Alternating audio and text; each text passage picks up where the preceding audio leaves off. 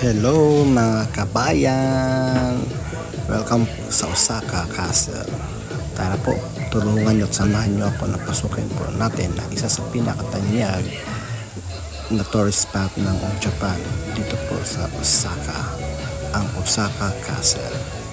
Pero bago tayo pumasok, syempre ipagkuha mo tayong ticket at alam mo na dahil maraming mga turista, iba-ibang mga lahi, haba-habang pila. Ang kagandahan ng kasi dito kapag pipila ka paano systematic and organized, kaya mahaba ang pila niya. Usually kaya ako nakapila kasi hindi ako nakakuha ng ticket sa clock. Mas maganda talaga sana kapag pupunta ka nakabook ka na sa clock kasi hindi mo na kailangan pumila dahil may special lane para sa mga reserved ticket via online. Tingnan mo, di ba? Dami po pila. Halos araw-araw dito ang Osaka Castle ay dinudumog ng mga iba't ibang lahi mula sa iba't ibang nasyon para lang ma-witness at patunghayan ano ba ang kasaysayan ng Japan.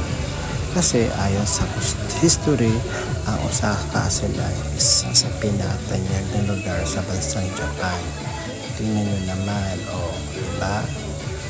Dito kasi ang starting lane. Mabuti na lang malamig kaya hindi ako masyado naiinitan. Alam nyo naman ang person, konting lakad, pawis agad. Pero dito, hindi ako pawisan kasi super lamig. At alam mo, siyempre, gusto ko talaga yung malamig at klima. Yan na, nakapasok na kami sa first entrance, first gate. Tingnan nyo lang, haba-haba ng bubo. Wow! May pahaba-haba pa na hair person. Ang dami na patangkat kaya ng mga turista na nakasabay. May mga family, may mga jowa, may mga individual lang na mga tourists ang pupunta. Halo-halo.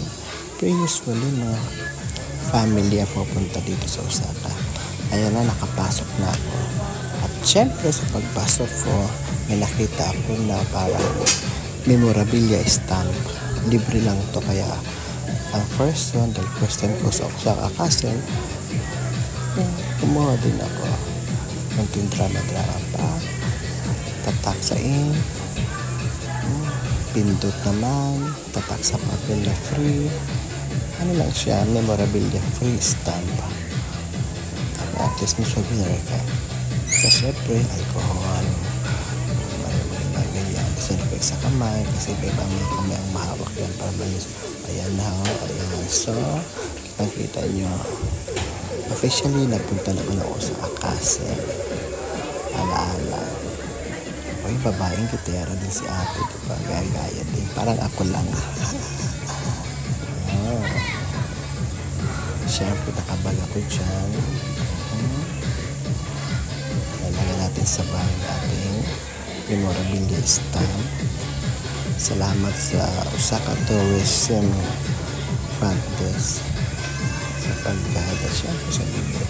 Kasama sa bayad yan. Actually, mura lang magbayad naman dito sa Osaka Castle.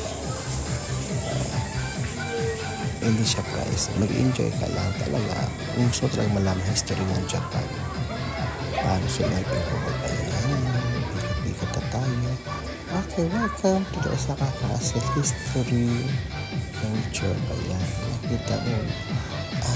Ang agad sa Osaka Castle kasi it's a combination of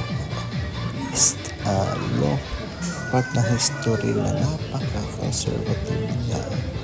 Pero na-preserve lang yung mga materials and items na may kinalaman sa kanilang kasaysayan. Yan, pinapakita paano ginawa ang Osaka Castle. Video siya na kung saan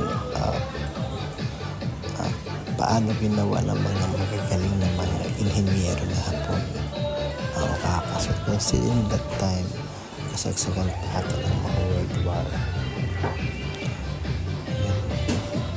Talagang gagaling. Tsaka mapapansin mo super tibay ng mga building sa Japan. Ang napansin ko sa Japan, sa bansang Japan, hindi sila ganun kano sa mga buildings, yung mga pabonggahan. Parang normal lang din. Although may kakaiba, nga lang napansin ko sa Japan, ang titibay ng mga buildings nila. Super. Itong Osaka, Japan,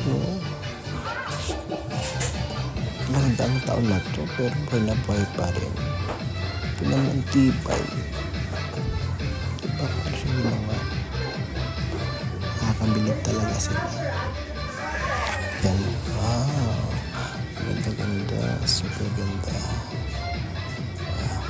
Yan naman ito yung part na kasaysayan ng Japan. Paano sila nag-evolve during the war na ang mga Japanese ay nakapaglaban, Imperial Japanese na nakapaglaban na para may gusto atong sumakop sa kanila noon. Nakalimutan ko lang yung exact words kasi ito kasi Japanese, hindi ko masyadong ma-bigkas, pero it will illustrates the war between Japanese and certain country, certain mananakop noon na naging effect ng talaga pinakita nila na they cannot conquer Japan kasi sila talagang grabe ang unity nila to defense their country.